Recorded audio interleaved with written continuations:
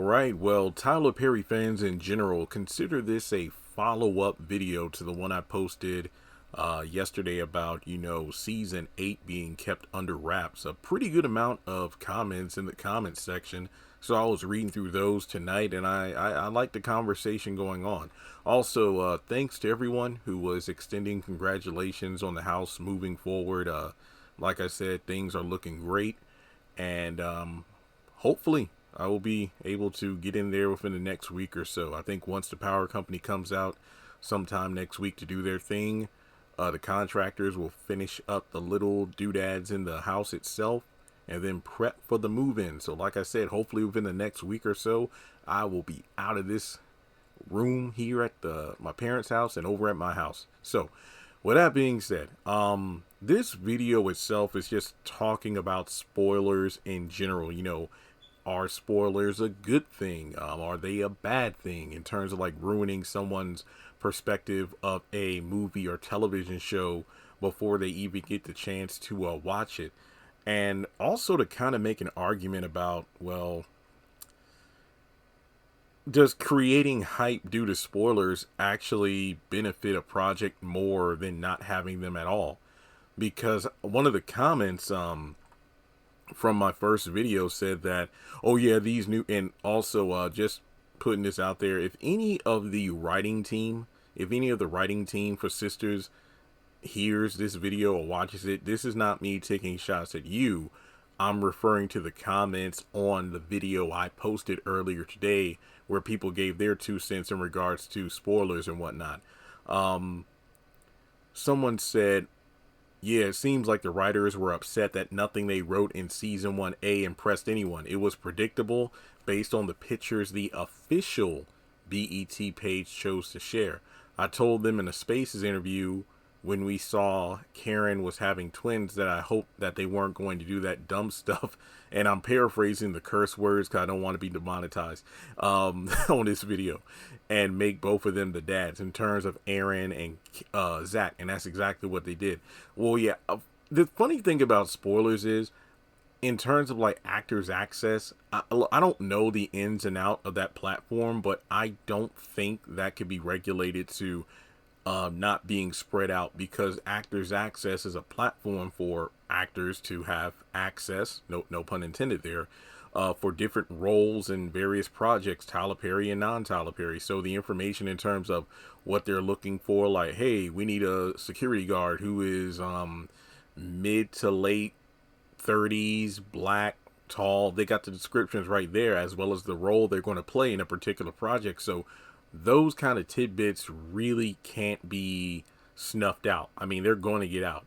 But in terms of things like, actors posting things from behind the scenes, yeah, that's sometimes going to fall through the cracks in the floor unless, rules are put in place, which is why, I heard and saw online that apparently everybody on set was given some sort of email saying that, hey, you're not allowed to post anything on social media, no pictures, no scripts, no talking to broadcasters or interviewers, things like that. So apparently they want season 8 to stay under wraps. But I think BET itself drops the ball more than some of the people on set, whether it be the actors or those who do behind the scenes stuff, posting photos, because I can't tell you the amount of times BET has posted trailers early when they shouldn't have. I'm pretty sure there was one Sistas episode where they actually posted the week after next trailer prior to the episode of that week coming out. Basically, hang on, let me try to figure out how to word this correctly. I'm just going to throw in episode numbers, so just follow me on this. Okay, let's say it was the week of episode 8, all right, and it comes on Wednesday.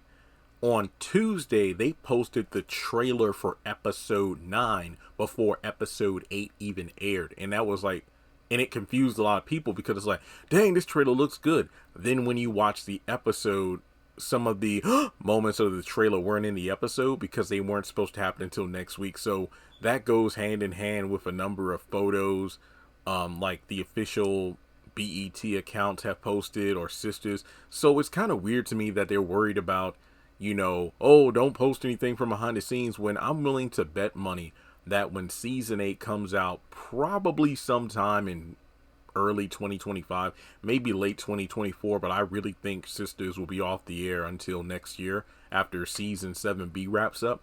I have no doubt in my mind BET is going to drop the ball, and the official Sisters social media accounts will drop photos that they shouldn't at a particular time, because when they drop that photo having Karen in the hospital bed with Zach and Aaron, that just threw a whole bunch of things out of whack. Because if I remember correctly, Aaron has only had one scene so far in season 7, and that's when he called Pam in like a 30-second scene. If Aaron had not been in that scene and that photo had never dropped, we would still be wondering, wait a minute, twins, does this mean Aaron is showing up?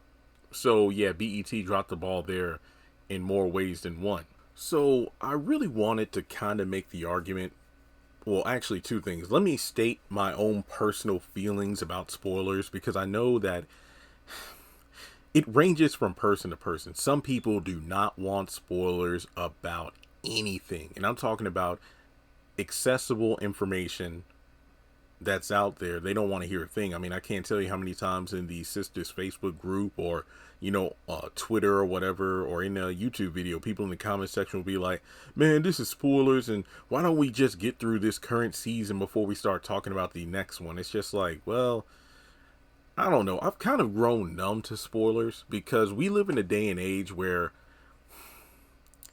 you really have to go out of your way to avoid spoilers for almost anything. I mean, you practically have to stay offline. Like, how many times has it been? I mean, it's just tradition at this point. When a Marvel, and I'm going to use Marvel as the example, because trust and believe, it's the best product right now to compare to my stances on spoilers.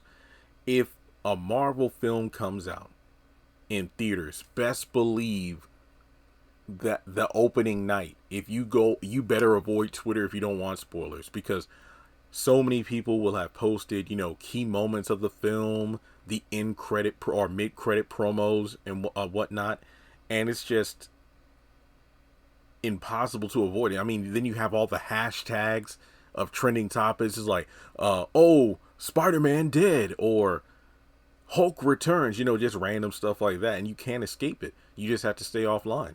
Now, don't get me wrong, like, there's a key difference between posting something online, and I'm not even talking about you recording, something in a movie theater. I mean, like, there's a difference between you going online, like on Twitter or whatever, Facebook, and you post something and it's spoilery, versus you literally walking out of the theater and there's like a crowd out there, and then you just happen to be talking so loud that you spoil the movie for people. Yeah, there's a major difference. 'Cause I remember hearing a story online, I think it was on Twitter actually, where somebody was like, yo, a bunch of people were in line to see Endgame, and then this dude comes out of the theater and just literally yells at the crowd about what happens, and he got beaten up. Yeah, that makes sense. Like, bro, that's like not how you do it. But it just kind of irks me when people say no spoilers, because it's just, I don't know, it triggers me to hit the block button. I don't know why, but it just does.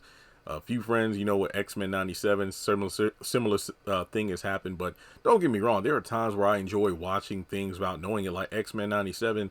I don't go out of my way to look for spoilers, because honestly, I don't even think they even have spoilers online. It's just that if you are a comic book fan, if you grew up watching the 90s series like I did, and you are well versed in X-Men lore from the comics, you can kind of guess where they're going with the story, but there are some creative liberties taken. But it has been a treat watching each week like a little kid again, going into an episode not truly knowing what's happening. But then again, you have all these humongous comic book channels that break down the episodes like I do with Tyler Perry shows. They give examples of things from the comic books, which could lead into theories about, hey, this particular story arc from the comics may be what they're building up to in the season finale. So when you actually watch the episode and turns out they were right, it's actually kind of rewarding.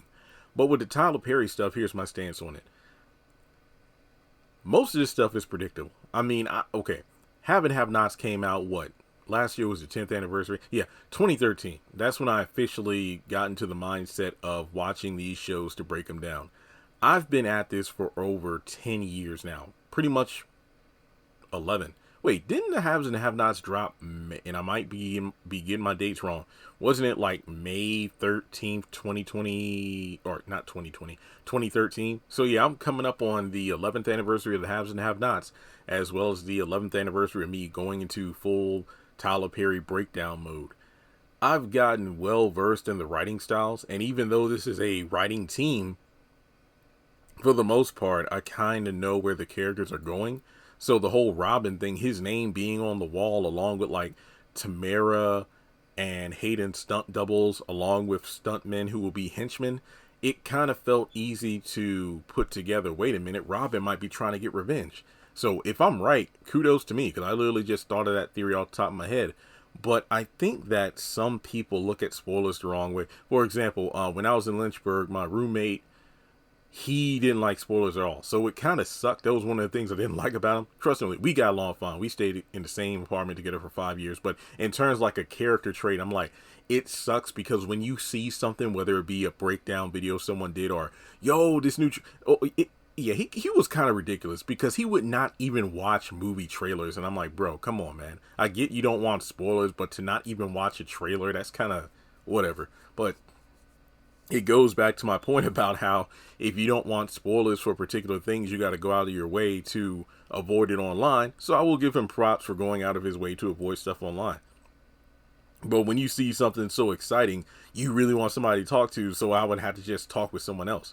But basically, I think spoilers, in a way, build more hype than anything else because here's the way I look at it. The new writing team seem to be very protective of their material and they don't want anything getting out, whether it be scripts. Scripts is understandable.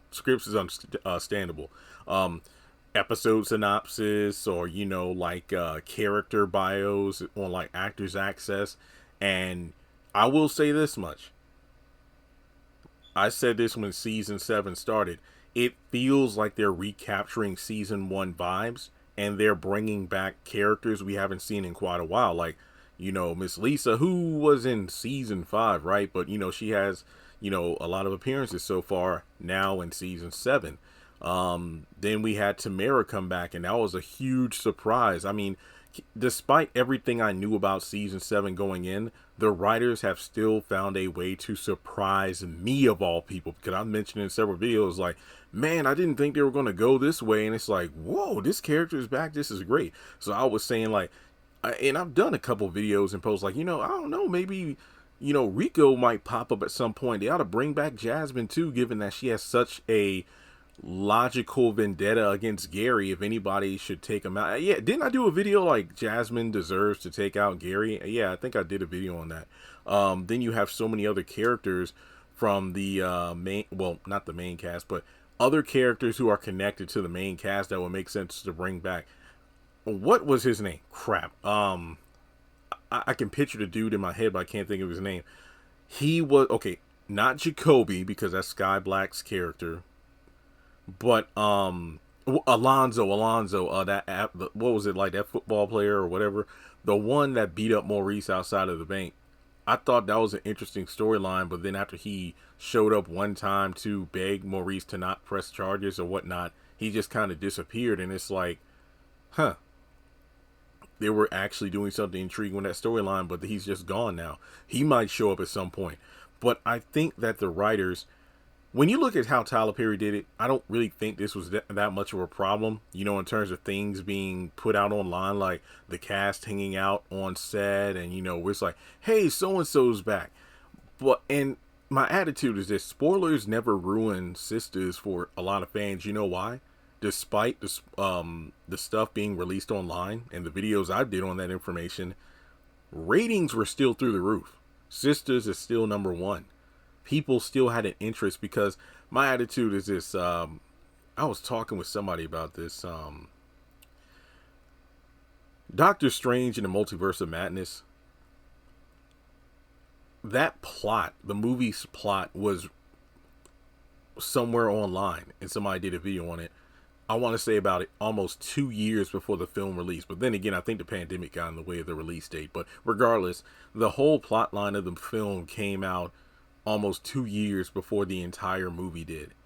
And despite, knowing most of what was going to happen pre-reshoots, of course. I still enjoyed the film, even though I do feel like that's one of the most disappointing Marvel films, because if you watch WandaVision and then watch that movie, it's kind of like, wait, what? But regardless, I digress.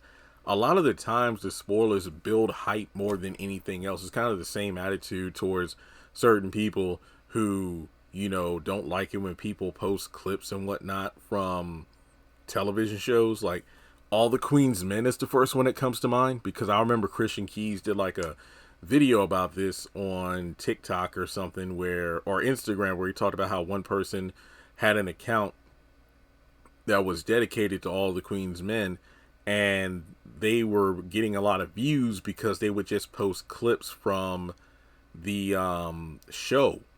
And I believe he talked about how they were, they had ads and everything. So basically, this person, she was like getting ad revenue by basically stealing the work from the show. And that makes sense, because, YouTube is like that too. It's like, well, then again, not with everybody. But basically, if you simply post material from a show without adding any sort of commentary or editing to it, then you're basically just stealing intellectual property and making a profit. But the thing is, somebody actually wrote in the comments like, but I get what you're saying, but isn't it like free publicity? Like, what's the problem? I kind of see both sides of an argument, because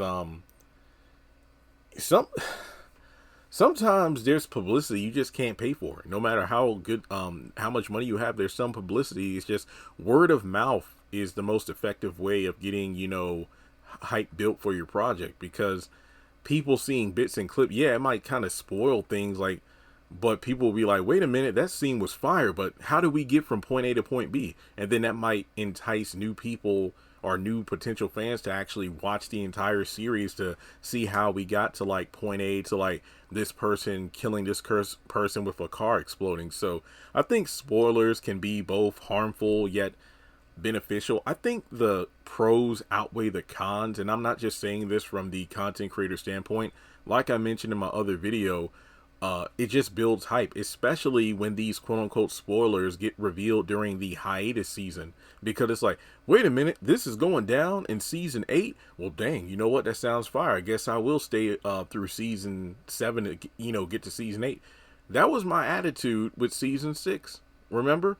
Because season 6 came, well, if I don't have my dates wrong, I feel like I knew about season 7 stuff before season 6 even came out. I think. I don't remember all the time in my head, but I remember one of my biggest catchphrases during season 6 was, look, we get new writers in season 7, folks, so we just got to power on through season 6 to get to the promised land. I remember saying something to that effect a lot.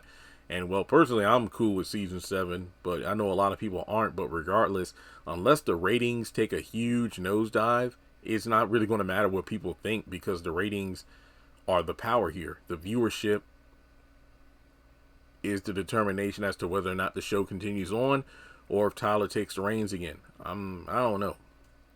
But regardless, yeah, I think the spoilers don't do much of anything, because, for example, if the writing is quote unquote predictable, people won't care. People will be like, I knew it. But then again, some people might feel like spoilers, because keep in mind, the average everyday Sistas fan does not go out of their way to find information like me. And to be completely honest, I don't even go out of my way to find most of the information I get, because you all send it to me to cover. So that takes away a lot of the legwork for me, and I just, look over it, give my thoughts, and post these videos. So that's pretty much my stance on it in terms of like spoilers and whatnot. But let me know how you feel. Do you agree with the writers that, everything should stay under wraps? Or do you feel like, hey, I think the quote unquote spoilers and the cast posting about it, if anything, it just builds hype, because it gets fans excited about what could be happening next, even though they're thinking ahead of the season that's currently on. So yeah, I get both sides of it, but personally, I'm cool with knowing what's going to happen. And it's not even not everything that's going to happen. Like I said, I knew a lot about season 7, but season 7 is still surprising me in multiple ways. So with that being said, thanks so much for tuning in, like and subscribe, and I will catch you in the next video.